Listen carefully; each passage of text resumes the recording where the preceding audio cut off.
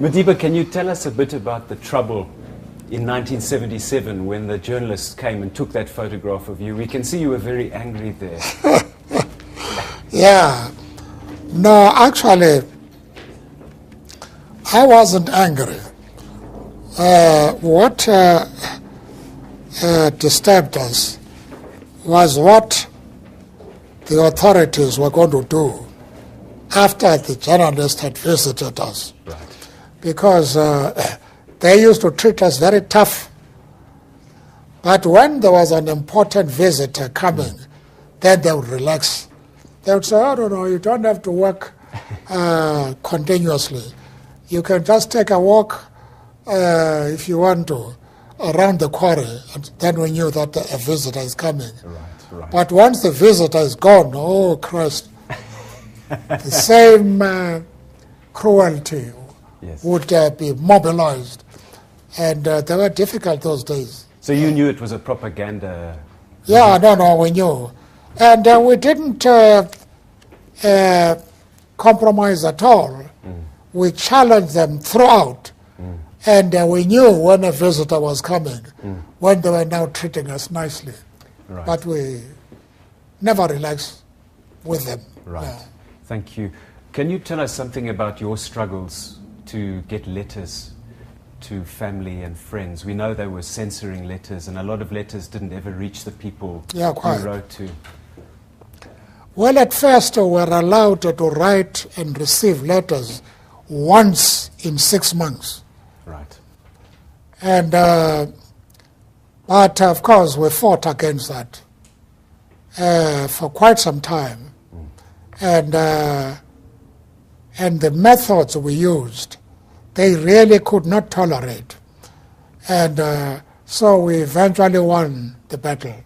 You learned Afrikaans while you were on Robben Island? Yeah, that's true. And did you learn Afrikaans so that you could communicate with them? No, that's true. It was easy, you know.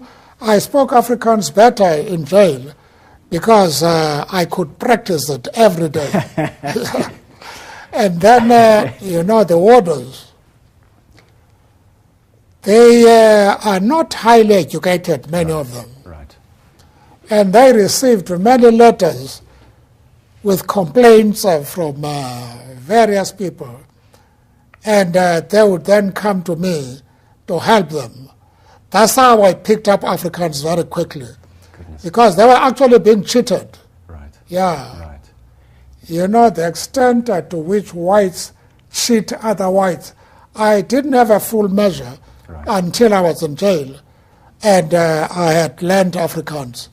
Then I realized how cruel they were. Now, Christo Brandt was different, though, wasn't he? Oh, yes. No, that's true. Did you become a friend of his quite quickly, or did that happen over many years? Oh, no. You know, Brandt was a very interesting youngster. They would say something to him, the big chaps, confidentially. And then he would come to us and make sure that I'm not there. And if I'm in another group, then he would tell others what they say about me. Goodness. But they were talking to people like Kathrada. Yes. And when he goes, then they tell me what they were saying. So he was like a microphone for you to hear what they were saying. That's right. That's true. But did you know that they were that they had microphones and were recording all your conversations? I only knew when I left jail. Yes. Yeah. Because I used to go under a tree.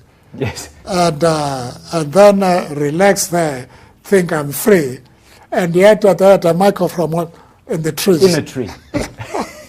Madiba, I want to show you a picture of your cell. Those tomatoes. Oh, yes. Can you tell us something about your garden? No, I had a garden, which I looked after. And when the tomatoes were ready, the warders would be very friendly. Yes. And come and get some tomatoes from the garden. And now I still remember that very well. What other vegetables did you grow? Chilies, I think you grew as well. Yes, chilies. And what was the other one which was a favorite? A cabbage. Cabbages? Yeah, and cauliflower. Okay. Yes, Now and then onion. Yeah.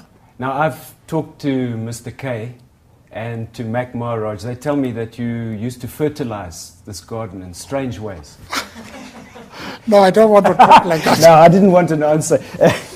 I don't want to talk like that. I want to show you another photograph. That's Minister Kobi Kutsia. Oh, yes, that's right. Now, that was a gift to you, that briefcase. Yes, it's a pity man it died so early. Yes. And then this chap, what do you call? What is his name? I know him very well. Was he head of the prison services? Yeah. Yeah. You remember him, Zaldina? This chap? Let me show Zelda. This guy. I used to know him very well. No, it's not Flock. No. But he's Afrikaans speaking. Yes, yes. Yes. And Neil Barnard in the middle there. Yeah, quite. Did you keep that briefcase for a long time afterwards? Oh, yes. But I don't know what happened to it. Okay. Last question for you, Madiba. Another photograph. That's the Victor Verster house, and that's the first house you built in Kunu. I see, yes, that's and I right. can see how similar they are. Could you tell us a little bit about your decision? They moved me from prison Yes. and isolated me, and I stayed in a house like this. Right. So when I reached home, I built a house like this. Yeah. Exactly the same. Exactly the same. I asked for the, what do you call it, for plans. the plan. Yeah, and they gave it to me. And I built it like that. Yeah, until I had a little bit of more earnings. Then I built the bigger one. Zelda is saying to me, I must ask you, why did you use those plans? Why did you want your house in Kunu to be the same? Is it No, it's because although it was meant as a punishment originally, I grew to love it. Because the rest of the prisoners were in a building for prisoners. Right.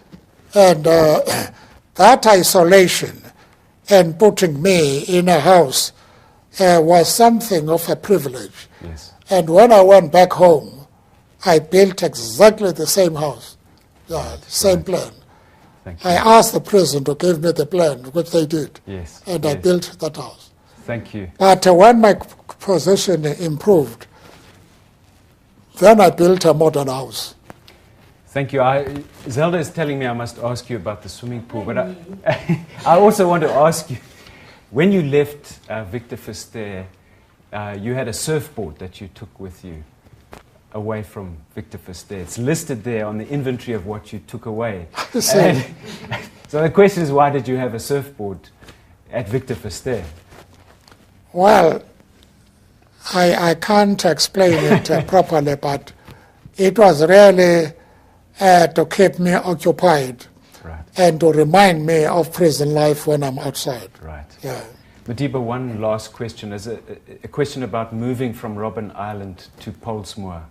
When they told you that they were moving you, did you try to resist that?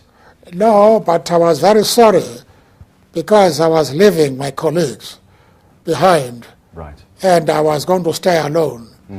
But when I reached Victor Verster, after a few weeks, I loved it. Yes. Yeah, Yes. I loved that isolation. Right. And the house, you liked the house? Oh, yes, I like the house.